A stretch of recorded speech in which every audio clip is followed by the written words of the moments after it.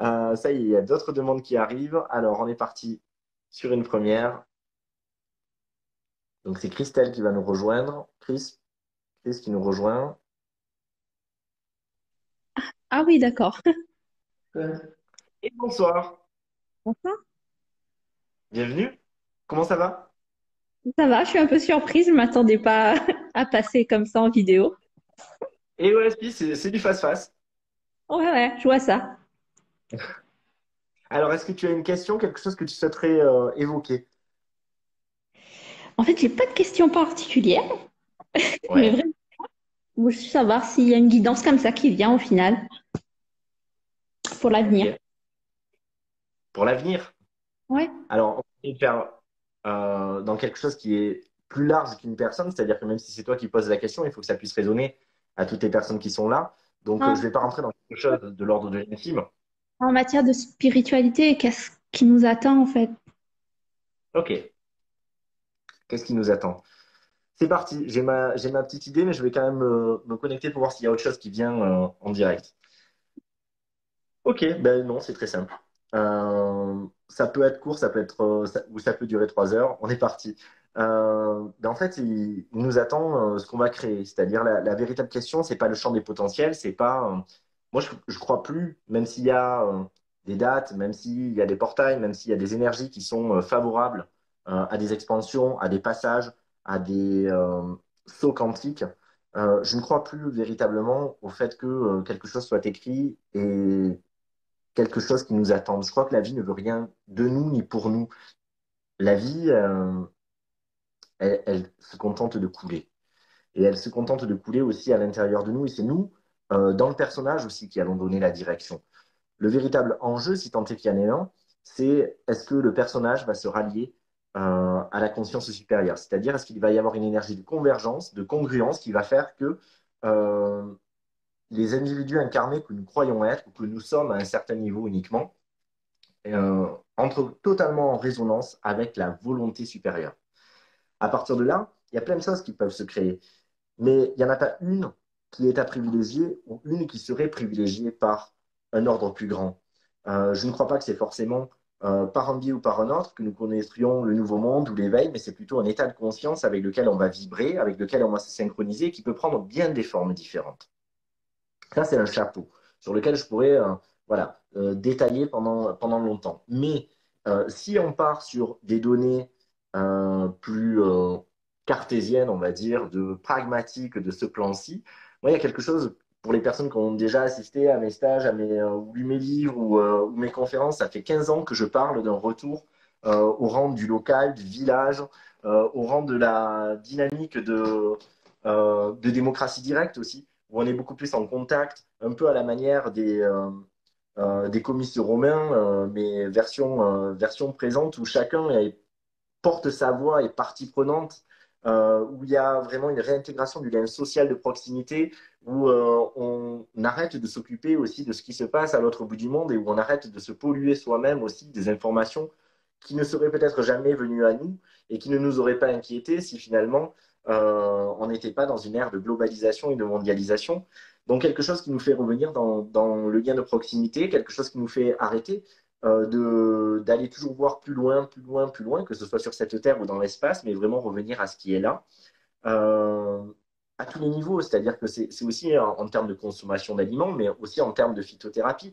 Ou d'aromathérapie, je pense à plein de plantes qu'on va utiliser, qui viennent, qui sont très bien et que moi le premier je peux utiliser. Je suis assez fanat de spiruline ou de maca ou, euh, ou d'amarante et souvent ben, ça vient d'Amérique du Sud, etc. Et en fait, on a tout dans notre biotope. Si on a choisi dans notre âme de naître à un endroit, eh bien autour de nous, on a tout ce qui nous correspond pour vibrer à l'unisson et pour retrouver l'équilibre. Et donc, je crois que c'est revenir à ça, revenir à ces évidences, arrêter de se poser des questions de problème, mais revenir à l'évidence de ce qui, naturellement, avec nos instincts, avec un naturel déconcertant, un peu comme les animaux qui vont savoir utiliser une herbe particulière pour se purger, pour se guérir, etc., et qui savent, même s'ils ne connaissent pas, enfin, ils ne savent pas la typologie de la plante, quel serait son nom latin ou son principe actif, pour autant savent utiliser sa quintessence.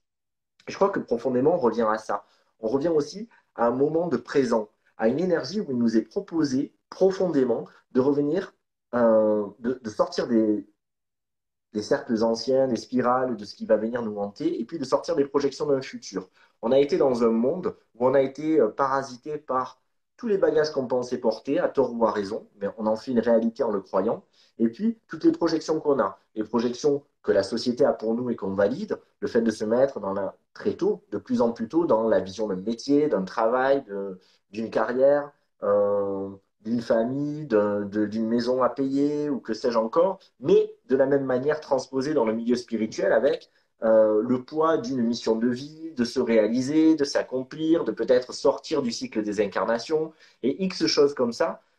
Et avec la dictature du bonheur aujourd'hui qui se vit dans le milieu du bien-être et du développement personnel, ce que moi j'appelle le luxe qu'on se tape, de pouvoir se poser cette question-là, parce que quand on en est à se poser la question du bonheur, c'est que beaucoup de nos besoins sont remplis. C'est-à-dire qu'on est presque en haut de notre pyramide. Mais ça peut avoir un contre-effet qui est celui de générer de la frustration et de l'incomplétude, là où en réalité, il y aurait déjà pu avoir le bonheur. D'ailleurs, étymologiquement, malheur, par exemple, n'est pas le bonheur, c'est-à-dire que ce n'est pas l'absence de bonheur. C'est juste le bonheur qui est mal synthétisé. Mais on ne parle jamais d'absence. Et c'est revenir à ce bonheur de tous les instants, c'est se mettre en tête chercheuse, non plus de ce qui pourrait ne pas aller, de ce qui pourrait être différent, de ce qui serait à changer, mais se mettre en tête chercheuse dans notre conscience de tout ce qui va, de tout ce qui nous nourrit vraiment, de ce qui est réellement important dans une forme de priorisation. Et puis, au niveau un peu plus collectif, même si on dézoomait du plan local, du côté réduire les intermédiaires, mais aussi s'investir, parce que moi je ressens beaucoup cet élan qui est en train de naître, des gens qui se disent, je me, je savais pas ce que j'avais à apporter, et puis finalement c'est à travers l'humour, c'est à travers le rire, c'est à travers le fait de changer les idées, ou c'est à travers des petits services du quotidien, une attention, que je me révèle, que je sens que mon énergie fait son œuvre, alors que j'allais chercher des choses super compliquées, et finalement, ben là ça me rend heureux, et je sens que ça porte, et ça porte bien au-delà du message. Et je crois que c'est revenir à une spiritualité qui est incarnée. Moi, je dis que les anciens, y compris les anciens contemporains qui vivent, moi, je vis à la campagne, et voilà, j'ai beaucoup de papis et de mamies dans mon entourage qui vont me déposer des salades ou des légumes, et avec qui je parle, et qui connaissent le temps, et qui observent beaucoup plus qu'ils n'ont appris par un savoir froid et transmis. Et, et moi, ce qui me cueille toujours, c'est parfois certains qui sont peut-être effectivement pas cultivés ou qui ont peut-être des difficultés à lire ou à écrire et qui pour autant ont une sagesse infinie et puis surtout une bienveillance, une ouverture. Et je crois qu'on rentre dans cette ère de l'ouverture. On est allé à l'extrême de l'individualisation, on est allé à l'extrême de l'égoïsme, on est allé à l'extrême de la dynamique de l'accomplissement personnel.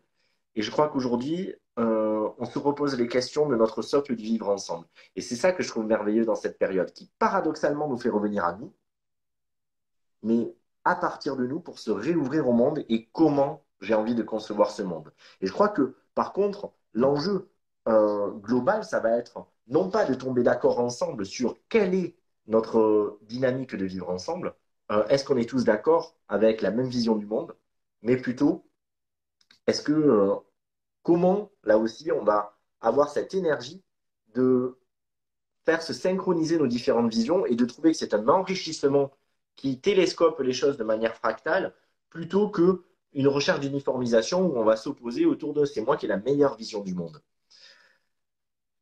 À un autre niveau, si on regarde en multidimension, je crois que nous arrivons à un moment où beaucoup de choses vont changer également dans le rapport à ce qu'on pourrait appeler la divinité, mais aussi le rapport à la quête. Je crois que, en tout cas, moi, c'est ce que je ressens. Je crois il y a un mythe qui va tomber, et c'est très bien. Je crois qu'on n'aura plus besoin de rechercher en permanence et d'essayer de se nourrir de ça. Je crois que l'effet de mode va passer, et c'est très bien. Parce que je crois que beaucoup de personnes ont étudié la spiritualité, s'en sont fait un fer de lance pour essayer de donner du sens à leur vie, ce qui ne veut pas dire qu'ils l'ont réellement fait, et encore moins qu'ils l'ont expérimenté. Je crois que la spiritualité n'est pas une pratique. Je crois que la spiritualité n'est pas euh, des formations, des stages, des livres. C'est beaucoup plus que ça et ça serait même la galvauder que de l'enfermer là-dedans. C'est avant tout se vivre et se vivre dans tous nos états et cesser de vouloir morceler, cesser de vouloir jeter au banc certaines données qui n'apparaîtraient pas spirituelles, certaines personnes qui n'apparaîtraient pas spirituelles et c'est réintégrer au contraire tout le vivant en changeant de regard, euh, en accueillant les miroirs, en ayant le droit d'avoir des préférences, mais en le vivant, en voyant que la vie nous enseigne tout simplement et qu'il n'y a pas besoin d'aller chercher ailleurs. Ça ne veut pas dire qu'il n'y aura plus de livres, ça ne veut pas dire qu'il n'y aura plus de rassemblements, mais ça veut dire qu'on va sortir de la vision transposée de l'école, de l'élève, du maître, de celui qui va aller chercher un savoir. Il y aura toujours des rassemblements, il y aura toujours des stages, euh, mais qui vont plutôt toucher à comment je peux mieux me ressentir encore et comment je peux être à l'écoute de ma vérité, et pas de la transposition de la vérité de l'autre. Est-ce que je suis en train de me faire dicter un chemin? Est-ce que je suis en train d'amoindrir encore mon libre arbitre et ma souveraineté? Ou est-ce qu'à un moment donné, je suis en train d'accoucher de ma coloration et que je m'octroie un soutien, un outil pour m'offrir cela à travers l'autre?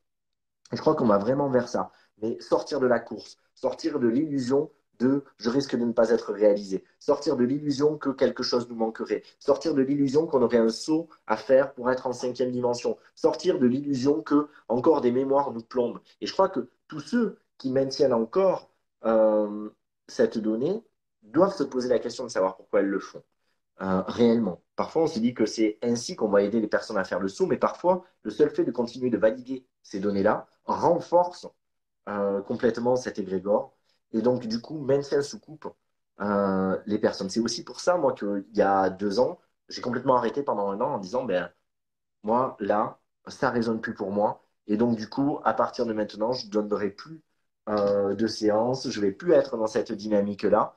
Et je me suis tenu, et quand je suis revenu un an après, c'est avec des propositions justement qui sont totalement détachées de ces enjeux.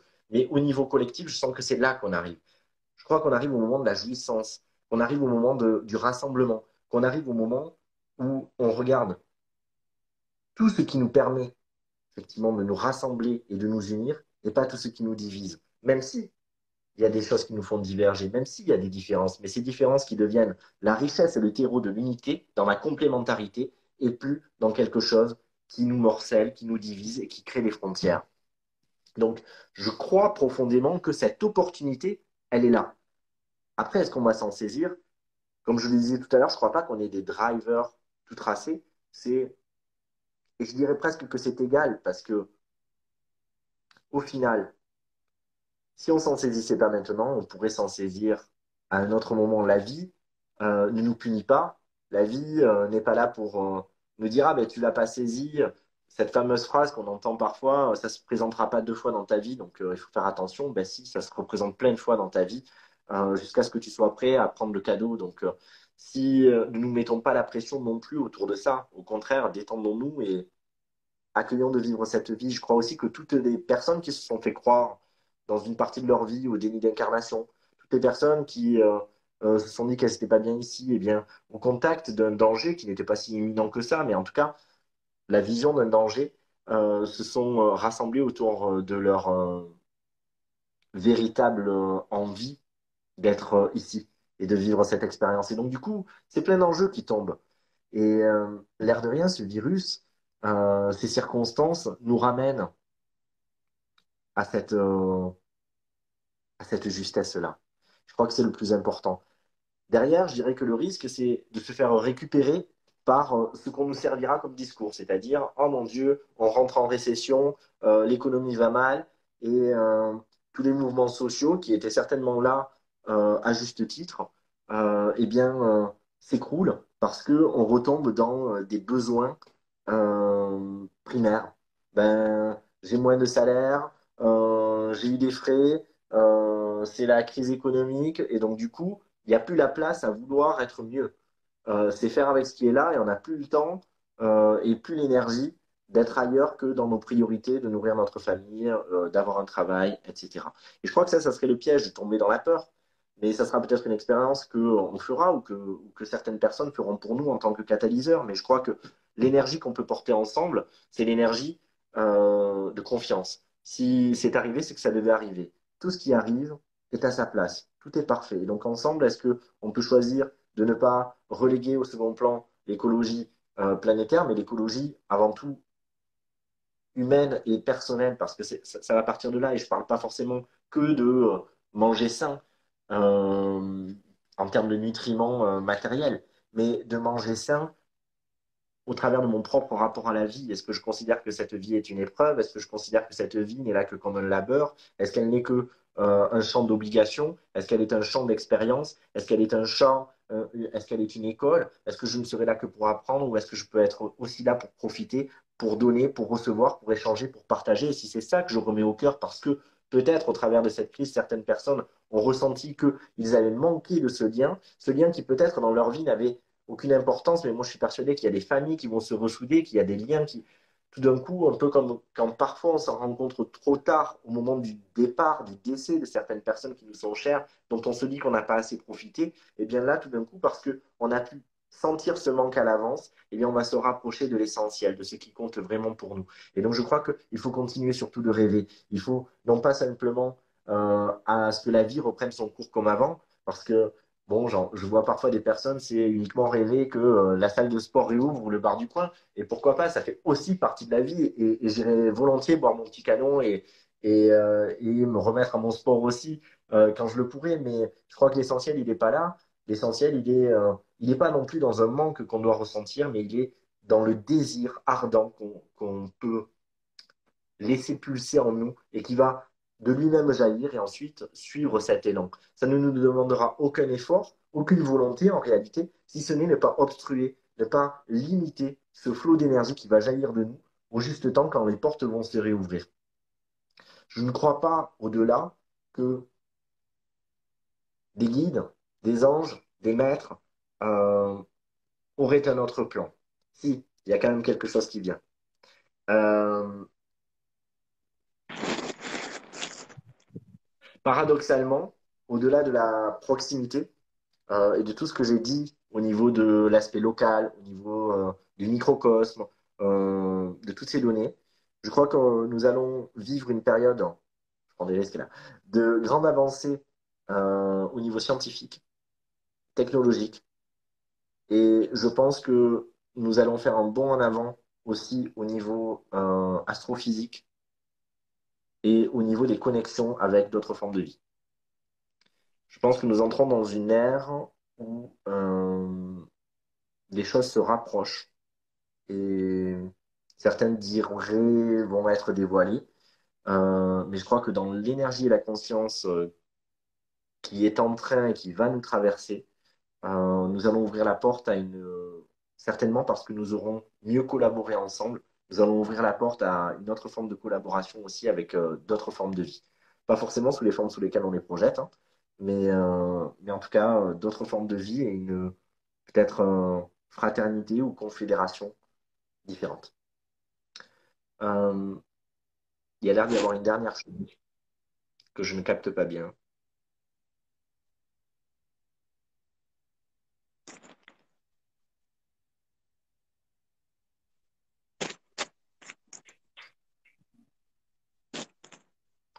Alors bon, ça va être peut-être un peu polémique, mais c'est pas grave.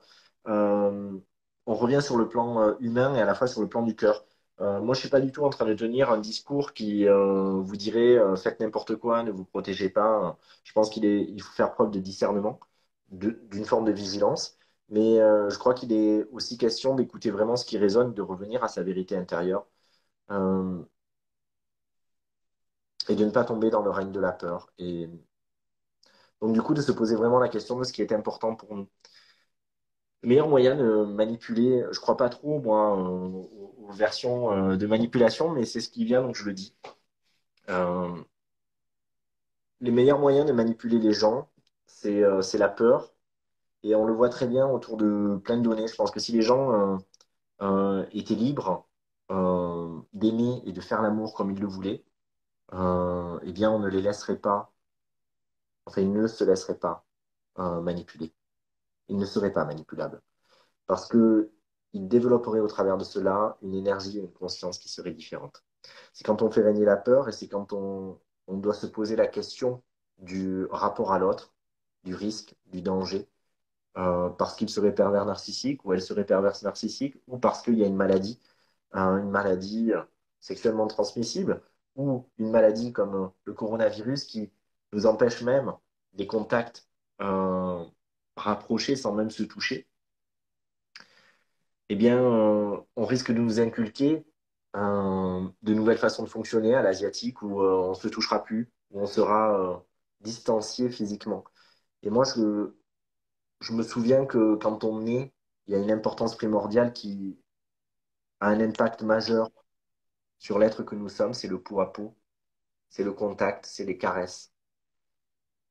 Et je crois qu'il est profondément important de ne pas oublier ça, de ne pas oublier de faire ce choix en conscience, tout en prenant certaines précautions qui nous paraîtront justes et qui seront peut-être différentes d'un moment à un autre. Ne pas tomber dans les injonctions et oser le contact, oser prendre dans ses bras, oser embrasser, oser, non pas en étant dans le déni, en disant «Oh, moi j'ai pas peur et j'y vais parce que je crains rien». Ça serait peut-être nier des peurs justement et on pourrait se mettre dans des risques pour rien, mais si on est mu par l'amour, s'il y a cet élan qui nous traverse, alors je crois que en réalité rien ne peut nous atteindre. Et je crois que c'est ce choix-là aussi un peu plus crucial qui se joue à l'intérieur. Quel choix allons-nous faire? Et j'ai bon espoir dans le fait que ensemble ce soit le choix du rassemblement et de l'amour et qu'on arrête de se laisser dicter les routes, qu'on puisse entendre, qu'on puisse remercier, qu'on puisse avoir de la gratitude et du respect, qu'on puisse prendre en considération les données, mais qu'on puisse aussi, dans les adultes responsables que nous sommes, faire le choix de nos propres règles et de notre propre vérité. Un jour, une personne que j'accompagnais m'a dit, qui n'est pas française, me disait, vous, le peuple français, vous êtes un peuple adolescent et vous avez un rapport de rébellion à vos institutions, alors que dans d'autres pays comme la Suisse, la Suède, la Norvège et d'autres, il y a un rapport qui est vraiment différent et qui est peut-être plus collaboratif et plus participatif aussi. Euh, Peut-être que au niveau, à l'échelle nationale, nous sommes en train d'entrer dans l'âge adulte, qui ne rime pas avec l'âge de raison, comme on le dit souvent, mais plutôt avec l'âge du cœur, c'est-à-dire celui qui est en équilibre entre nos instincts qui voudraient parfois nous faire aller à droite ou à gauche avec une fougue et peut-être avec une situation qui serait mal évaluée parce qu'on serait dans la pulsion ou dans la compulsion. Et puis l'énergie de la tête qui voudrait tout analyser, comprendre et mettre dans des cases. Et au milieu, ben, cette énergie du cœur qui arrive à en faire une synthèse parfaite et nous mettre en équilibre. Euh, Certainement celle qui à la fois nous ouvre et délivre. D'accord. Merci. Avec plaisir. Merci beaucoup. Belle- Alors, je vais te laisser mettre un terme à la Ok. bouton. Ouais, merci.